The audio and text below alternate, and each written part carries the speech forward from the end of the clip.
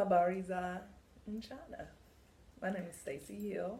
I am a high school history teacher in Philadelphia at Northeast High School. Today I will be explaining the process that I engaged in applying for the Fulbright Hayes Study Abroad 2018-2019 program to Tanzania. So I initially saw not an advertisement, but I initially saw an announcement on Facebook saying that if you would like to participate in study abroad in Tanzania, you should contact this person. So that's what I did. I did that in about November of 2018. And in about January or February of 2019, I got an email detailing the process to apply for the program. And in that email, it talked about the length of time of the program, when it would take place. It also gave a short description and then, of course, instructions on how to apply. So there were some requirements, including a preliminary application. There was an essay or two that I had to write. I had to get letters of recommendation, and I had to also pay a $50 application fee, and then a $1,000 deposit that I would get back if I was not accepted to the program.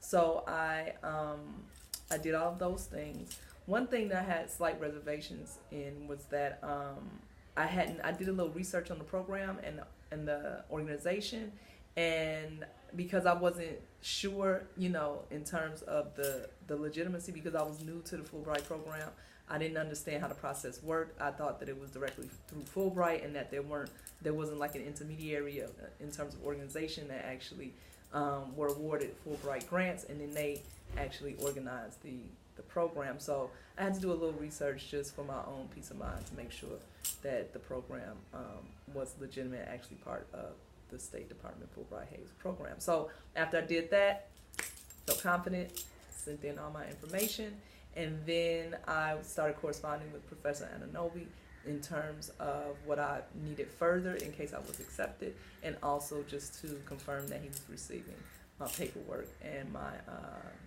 application fee and my deposit. So after that came a phone interview in which I was asked some questions, and also asked, one of the questions that stood out was, how would you feel first of all, how do you feel about rooming with people that you don't know, and how resilient are you? Because he said that sometimes there are conditions that exist here in Tanzania that do not exist in the States, like no hot water, lights may go out, the water may go out, different things like that. Fortunately, I had a similar experience twice in Ghana and the Gambia some years ago. It was a study abroad for 6 weeks, and those things, in addition to other conditions, not only existed, but they persisted while I was there. So it was the interview process, and then Professor Ananobi told us that we would get a call and a letter if we were accepted, and we would get a letter and our deposit returned if we were not. And within, I guess, about a week, I was told that I was accepted to the program, so I was so happy.